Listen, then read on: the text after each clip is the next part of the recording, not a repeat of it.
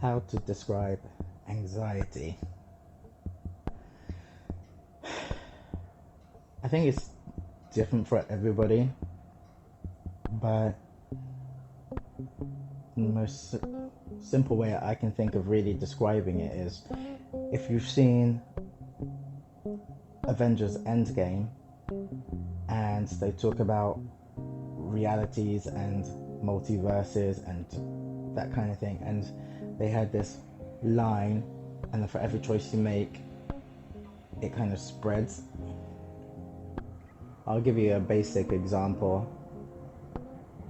There could be a jacket that you like, and you pick up that jacket, you want to wear that jacket, but then your mind goes off in a tangent, and the thoughts that come back to you are, well, this jacket is too bright, everyone's going to stare at you, there's too many patterns on it, why don't you just go wear the plain black one, because no one needs to see you, or you're doing the most by wearing this colourful jacket. And 9 times out of 10 you'll listen to what your mind is telling you, and then you go and put on your boring black jacket because you know that it's comfortable. But if you do push through and you choose to wear that jacket, you will leave your house, and then in your mind it will feel like everybody is staring at you and judging you because of that jacket. And someone could be walking past you, smile, and you would think, oh damn it, they're just being fake, they're probably laughing at you. And so all the way through this is happening in your mind is constantly telling you to go back home and change. And yet you can push on through, carry on going, but you'll spend your whole day regretting the fact that you just worn a jacket that is too colourful, that your mind has dictated to you on that one particular day that is too colourful. It doesn't make any sense.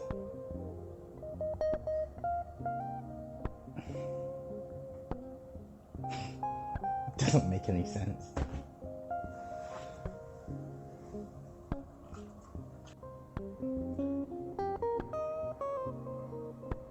I mean, the jacket is one scenario. If you consider as a human being how many choices we have to make during one day, you will see that actually that kind of thought process, having to deal with all of these tangents and all of these negative thoughts and being bombarded with it consistently, it is a struggle. And from an outside perspective, if you've never dealt with it before personally, you might think that that person is weak because they're constantly giving in, but actually it's pretty much the opposite. There's a real strength to having to battle all of these choices that you make, and still manage to keep your head above the water. It may sound crazy, but when you are experiencing this yourself, it can be really, really scary. And there are a range of different reactions that your body has. So it could be paralysis, you might not be able to move. Sometimes you start to sweat uncontrollably, or it can go as far as having a full-blown panic attack where everything kind of goes hazy and you start hyperventilating and you're crying, and it's not a case of turning around to somebody and saying, oh, you just need to put a smile on your face and everything will be alright, because that's not the case. When you're going through it, it's almost like when you see, if you've got arachnophobia and you see a giant spider, it's that kind of instant reaction that your body has. I'm in quite a decent place right now with things, but it's not always that way, and it won't always be that way. And I tend to get a little bit too complacent with how I'm feeling, because I've learned that when I start putting the work in and bettering myself, things just can go wrong really quickly. The way that I choose to think about things is like a game of Jenga. And if you don't know what Jenga is, it's like that game where you have like wooden blocks and you're building up a tower. And each one of those bricks represents something that I enjoy doing or something that's important to me. Before all of these restrictions were put into place, and going back the past 5 or 6 years, what I've come to realize is that I didn't even have enough bricks in my set. When you've got a few bricks, it just takes the slightest breeze to knock over your building. But what I've learned is that I need to have more bricks. So rather than just having socializing with my friends, work,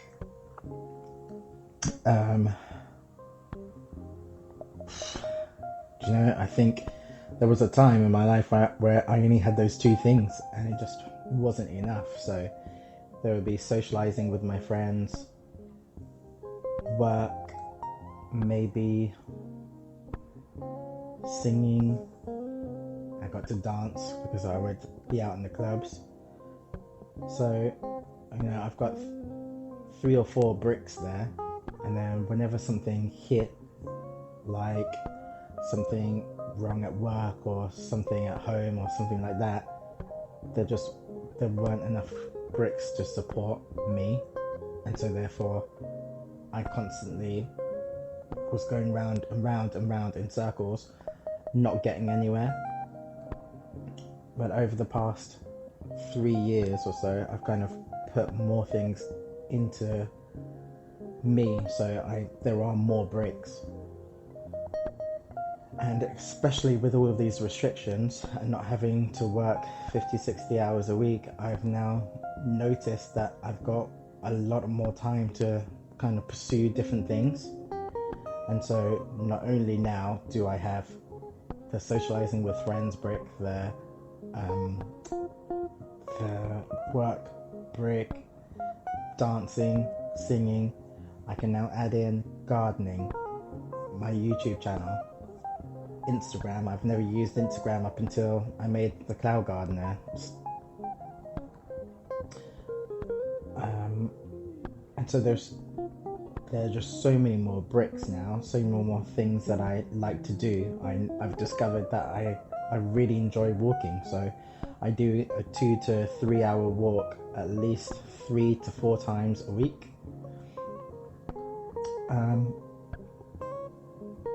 And I've watched a lot of documentaries now. I find the time to do all of these things. And so what happens is there are more kind of pieces of me to build that tower, and then when something goes wrong, if there's a breeze, a few of those bricks might fall off the tower, but there's still a structure there.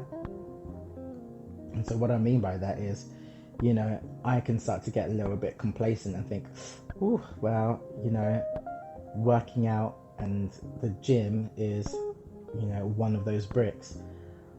Well, I can't go to the gym right now, so, I'm not going to work out. So I take out that brick. It's raining outside, so I don't get the chance to go out onto the garden. That's another brick gone. And then slowly a couple of more bricks come out, and I stopped doing the things that I really enjoy doing. And then something out of the blue will turn up like life does, and then all of a sudden, you know, that tower has taken a real block. That tower has taken a real hit. If there are enough bricks there, then you know you might lose something at the top of your tower, but there's still a structure there. But if you take out too many of those things, and then something happens, but that whole tower is just knocked down, and then you're starting from scratch, and then you've got to rebuild yourself all over again.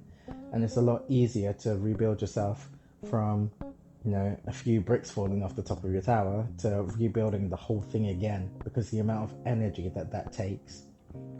So that's what I mean about being complacent. I know that I cannot afford to do that.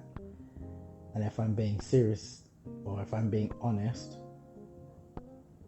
the whole going back to normality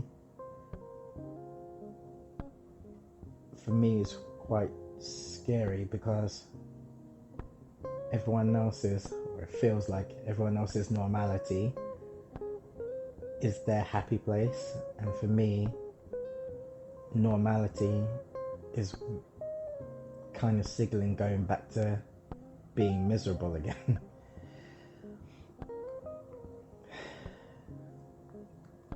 But it's cool because this time round, coming out of these restrictions, what I'm hoping is that I've built enough stuff, I've got enough bricks now to say, listen, when I go back to the real world, I'm still going to go on my walks. Now, I might not necessarily be able to do as many, but in terms of managing my own mindset, I will potentially walk home from work one day, or perhaps walk down 2 or 3 tram stops along the canal and just try and add these little extras in to make sure that I'm still doing the things that I enjoy doing, to make sure that my building stays up. The question I would ask somebody who is feeling nervous or anxious about getting back into the real world, kind of like I am, is what are your bricks? What are you going to do moving forward? Because if we know that we are going back at a certain date, you've got X amount of time to prepare yourself and to make contingency plans so that you continue to do what it is that you've been doing that makes you happy. Because all that will happen is everything will start to go back to normal, and then you're going to shrink up and fade away,